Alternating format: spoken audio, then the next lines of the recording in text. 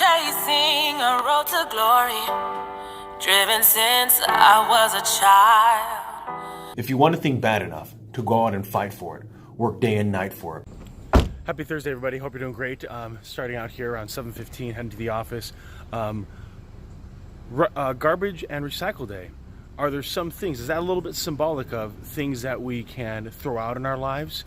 Relationships, conversations, things that happened in the past, apply forgiveness. And also the things that we can redo, things that we're doing well that we can constantly be more consistent of, that's going to help us get to where we want to go. Happens here down in my neck of the woods twice a week. Mondays and Thursdays for trash, and then recycle every other week. So just something to think about for ourselves. Are there certain things that we need to throw out? Sherman's out. Hey there, everybody. Had a good drive in. Not too much traffic here. Spring break is really reducing that. So I was able to do the podcast this morning on building that digital community that is supportive. So you can follow different hashtags, you can do different searches, you can join Facebook groups, and surround yourself with people that are like-minded if you're looking to, maybe you can't do it where your particular community is. Maybe people don't understand kind of where you're at. Maybe they have limiting beliefs, and so you want to be able to make sure that you can build out what you think is powerful as a community. And then so listen to some general conference, a little bit of spiritual learning this morning, and so we'll run in here into the office, have a 9 o'clock, then a 10 o'clock interview. 9 o'clock one-on-one with agent, and then at 12 another interview, and then 1 o'clock kind of a center of influence, someone that I met at a networking event, and being able to continue to build out that relationship. So I like to know what people are doing, how they do it, see if I can be of value to them. And I think when you come from that angle of, hey, how can I help you, it's more advantageous. And of course, that typical adage of, if I can help you get to where you want to go, you can help me get to where I want to go. That definitely holds true. This jacket's a little bit tight, so I have to take it off when I get into the office. Sherman's out.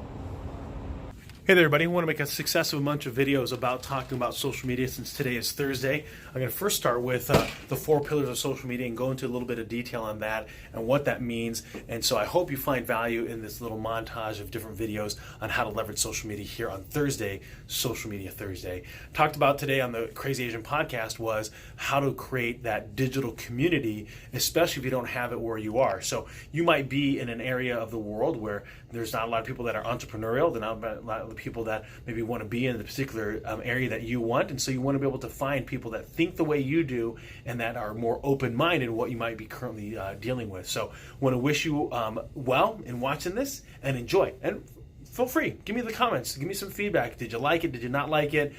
Did you love it? And if you did love it, let's tag someone in here, let's share it, let's save it, let's repost it, let's retweet it. Sherman's out. Number 1, the first pillar of social media is platforms. Understand, number 1, what is your audience? Who are you trying to market to? If you're, let's say, in the coaching arena of, let's say, personal training, getting strong, being buff, then what you're going to find is LinkedIn might be a decent place to be able to work with those busy business individuals. Also then look at maybe Instagram if you're trying to get that young 20-to-some-year-old, or Facebook where you're trying to get maybe that 20 to 40-some-year-old. You probably won't find a lot of value on Snapchat or TikTok or Musically, if you're trying to go after that individual that's trying to get strong and be buff. If you look at the demographics, they're pretty young. If you think that you want to build a community in 10 years, then maybe that's where you want to be. But understand that you have the different platforms, LinkedIn, Facebook, Twitter, Instagram, and each of them have different demographics and different individuals, and then it's consumed, the content's consumed differently. So from a personal training perspective, I would definitely be using video and also maybe even a vlog or a podcast. Sherman's out.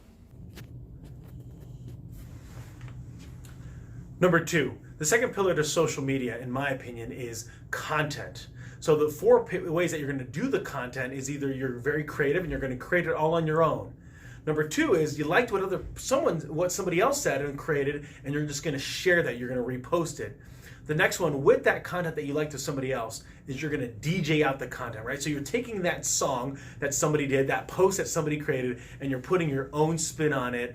And so you're not having the original content, but you're having the original thought, and then you're just putting your own spin on it. Last one is that you're going to journal out your day. You're going to talk about what you're doing. It's the whole advent of reality TV, reality game shows, that we like to see what other people are doing, average Joes just like you and me, that are doing something unique in the marketplace. And so content is what you're actually putting out there. Too often people get too hung up on it being perfect. Just get the content out. Sherm's out. Hey there, everybody. Hope you're doing well. Had a fantastic day today. Things went real well. Productive day. So let's talk a little bit about what a productive day means to me. So, as you know, I keep points. So points are, my voice just crack? I think it totally did. Points for me are activities that's going to drive me to the success and lead to the results that I want. So oftentimes in economics, we'll call that leading indicators. What are the things that are happening within an economy that's going to lead to success? Same thing works in the business world and the career context is, what can I be doing that's going to drive the success that I ultimately want? So for me, it's running interviews, it's running meetings with my agents, doing one-on-one coaching with them, doing role plays, making sure that I help them get to where they want to go, whatever that might mean to them. So after that, was able to, what did we do after that? So came in, had did some responding to emails, and then I had an interview that came in, went really well, and then I had another interview after that. Really not the right fit, what they're looking for. We deal with all the intangibles. They wanted something tangible, not the right fit for where they want to go and what we're looking for. And that's totally okay. So we connected on LinkedIn. I said, feel free to reach out to my contacts. Hopefully I can help you get to where you want to go. And that's totally fine. I don't need everybody to want to have to join our organization. After that conversation, ended up doing some one-on-one case consultation with one of the new agents, training and helping her process her business. Also having a look at her overall practice. Something that we had to schedule for tomorrow is going through and looking at the month in previous. How did things go? What went well? What didn't go so well? What do we want to change? And helping her get to where she wants to go with her overall career and her development. And then after that, it was getting on the phone call, making some appointments, because old school telephone still works, right?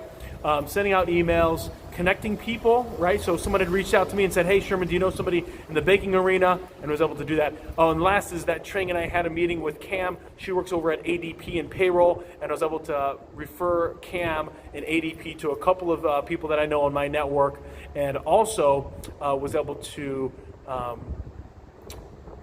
connect with a dentist. So this dentist had reached out to me and said, hey, I need this particular help. Do you know someone in your network? And I did. Was able to pass that on to them. So heading out for the day. It's about 4 o'clock. Let's go. Okay, third pillar of social media is posting. So posting frequency, I would tell anybody 3 to 7 times per day if you want to take advantage of the free. And it's not free, it takes your time, which is probably more precious a lot of times than the money that you're going to put in. So posting up frequently, tagging individuals, tagging businesses, and now don't go crazy because people will get annoyed with that if they don't know why you're tagging them. But definitely if you're at a space, tag someone, tag an individual that's going to be a part of that context of that post. Also use hashtags. Allows your things, I know that's old school, it's the pound sign for me, but it's the hashtag is what it really is now, and that allows your post to be searchable, also allows you to search for a particular post. And the next thing is from a frequency perspective, remember the algorithm is basically pushing you to be able to pay to play, that if you want more exposure to individuals that aren't in your network, you have to be able to pay to play. And then finally posting video, text, live session. There's a lot of stuff to do. Sherm's out. All right, fourth pillar. In order to do the fourth pillar, you got to do pillars 1, 2, and 3. Fourth pillar is engagement, engagement, engagement. Just like realtors will say when it comes to buying real estate, it's location, location, location. For social media and connecting with individuals, it's engagement, engagement, engagement. So if you don't put out content because you're too concerned that it needs to look pretty and needs to be beautiful and perfect, then you're not going to have anything for anybody to engage with. And that's what matters. Don't pay for followers. You want engagement. people that are going to consume your content and enjoy it. Think of it just like a comedian typically would go from bar to bar, from comedy club to comedy club, in order to get people to like their shtick, to like their way that they tell their humor. And they're not trying to convince everybody to like their style. They're just trying to find enough people that are going to want to pay to listen to who they are. And that's exactly what you're trying to do, is get people to buy into you. Sherm's out. All right, unique stuff that's beyond the 4 pillars of social media is live session. So live session allows your followers or your people that you're connected with to be able to know that you've gone live, right? So Twitter has Periscope, YouTube has its own live. The strongest right now, it's got to be Facebook, and it's got to be Instagram right now to be able to go live session. And so it's unique. Remember, live session is only convenient for the creator, for the person that's putting stuff out. But what I find is it's not about the 1,000 or the 100 people that come on right now. It's all the people that decide to consume it within the next 24 hours. And it makes it unique. You can save up the live sessions and put it onto your YouTube channel or put it into other avenues. It's a great way, though, to be able to connect with people face to face. Now, you might be able to do it when you're blasting it out and you're maybe speaking somewhere. Another great way, though, to be able to connect with people on a human level and for them to feel like they're a part of you and what's going on. Great connections can be made in the live session. Sherm's out.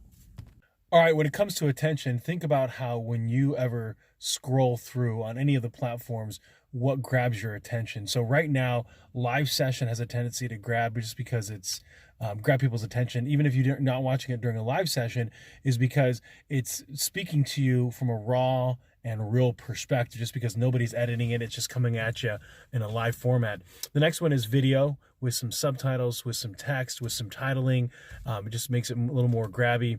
And then look at the just normal videos, and then pictures with text, pictures, and then finally just text. So think about what kind of content you're putting out. At the same time, if someone's consuming your content, it's nice to be able to mix it up, to be able to catch their eye as people are scrolling through. You want it to grab them and pull them in to be able to see what you're putting out there, and that's going to be extremely helpful. So we'll get to the next one, I think, when we talk about content creation, because I think that's important for people. All right, so when it comes to being able to create content, the biggest thing that I think comes down to people, besides knowing your audience, is ultimately, what do you feel comfortable in? So if you're really good at the written word, then having a vlog, having your Facebook be like a blog, a blog, maybe your website you're pushing people to, maybe you're writing articles on LinkedIn and publishing them, or maybe you've gone onto Medium and you've put out things in your writing that way. You could use any of your articles as a teaser to a book that you're going to write, an ebook or an actual book that's going to get published. So think of it from that perspective. There's different things that you can be doing in order to leverage your strengths. So if you're much more comfortable in the spoken word, then a podcast is going to be extremely more powerful of a way for you to be able to get your message out there. And also a vlog, if you're not too concerned about the lighting and how things look. I'm not really concerned about the lighting that's going on here. So think about where your comfort level is and then go. Sherm's out. Hi there, everybody. Even though I left around 4 something, I ended up getting here at around 5:20. So I was hoping to get here home a little bit earlier, but that's just nature of the beast. Hope you're all doing well.